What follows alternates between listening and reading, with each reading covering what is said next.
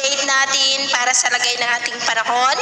Ngayong hapon po ng November 7, 2024 na kung saan sa ngayon po, base po dito sa weather model na ating ginagamit, ang sentro na po ng bagyong si Marce ngayong hapon ay nasa baybayin pa din po ng Cagayan, about 46 km north ng Apari o kaya naman po ay 9 km south ng Camiguin Island na taglay pa rin ang lakas ng hangin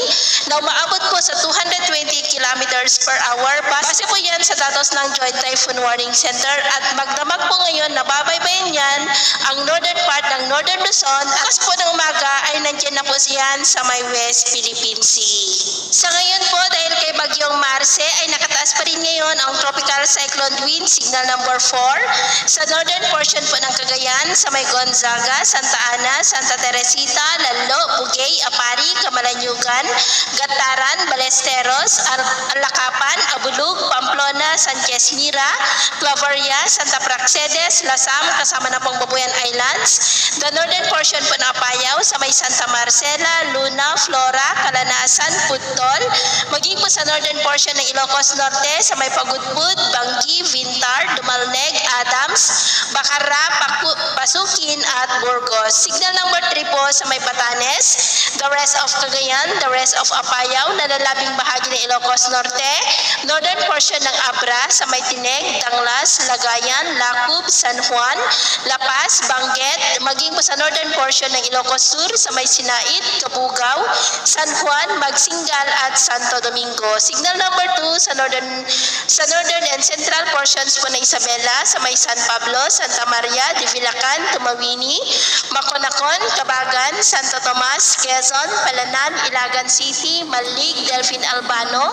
Quirino, San Mariano, Gamu, Rojas, Nagilian, Burgos, Riana Mercedes, Benito Soliven, Luna, Aurora, San Manuel, San Mateo, Alicia, Angadanan, City of Kawayan, Cabatuan, maging sa nalalabing bahagi pa ng Abra, Kalinga, Mountain Province, northern portion ng Ifugao, sa may Alfonso Lista, Aguinaldo, Mayoyaw, Banawe, Hungduan, maging po sa northern portion ng Benguet, sa may Bakun, Mankayan, the rest of Ilocos Sur, maging sa northern portion po ng La Union, sa may Sudipen, Bangar, Balawan, Luna at Santol. Signal number 1 po sa nalalabing bahagi pa ng La Union, Pangasinan, the rest of Ifugao, nalalabing bahagi ng Benguet, the rest of Isabela, Quirino, Nueva Vizcaya,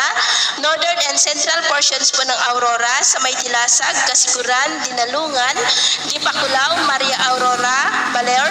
northern portion ng Nueva Ecija, sa may Karanglan, maging sa northern portion po ng Zambales, sa may Santa Cruz at Candelaria. Kaya mag-ingat pa rin tayo sa mga banta po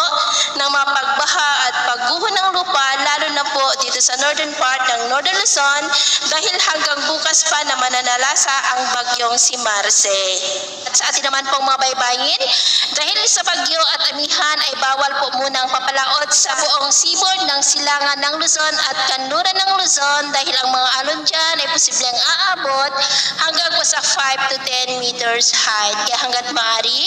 ay iwasan na muna natin ang papalaot dyan sa mga may kulay pula para mas makaiwas sa mga sakunang